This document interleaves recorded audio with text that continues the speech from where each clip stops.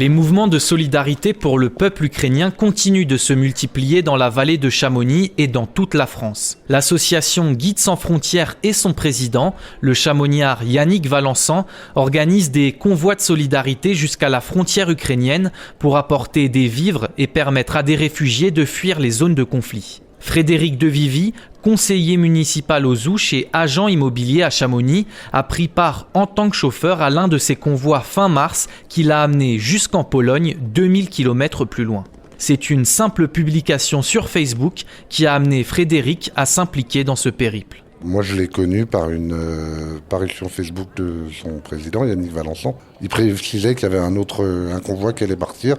J'ai tout de suite été tenté de participer, je l'ai signalé et il m'a rappelé quelques jours après en me disant départ lundi 28. Lundi 28 au matin au départ de Grenoble.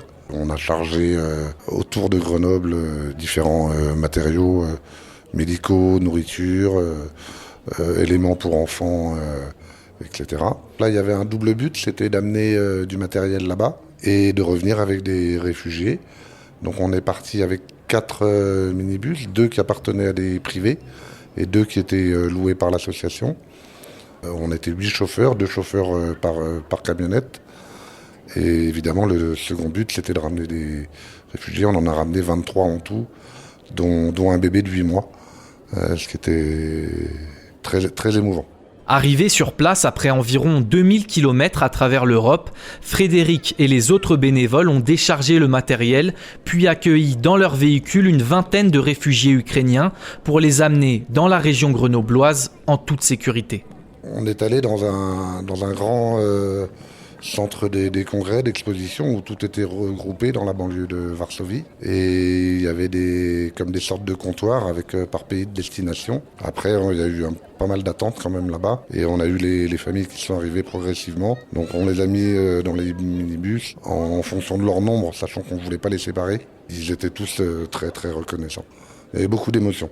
Il y avait aussi une dame seule, et je suis un peu terrifié de le dire, mais elle avait la moitié d'un sac Carrefour comme tout bagage, quoi. Dès qu'on a franchi la frontière française, au niveau de Mulhouse, qu'on leur a dit ça y est, on est en France, on a vu quand même un grand sourire sur leur visage. Les 23 réfugiés ont été relogés dans la région grenobloise. Et c'est maintenant un autre combat pour Frédéric qui commence. Celui de trouver des financements et de l'aide pour que Guides sans frontières puisse organiser de nouveaux convois humanitaires. Comme toujours, c'est l'argent qui est le nerf de la guerre. Donc ils ont besoin d'argent pour financer les minibus, les nuits d'hôtel, pour les chauffeurs et pour les réfugiés. Et puis évidemment, péage, essence, nourriture, tout ça qui compte.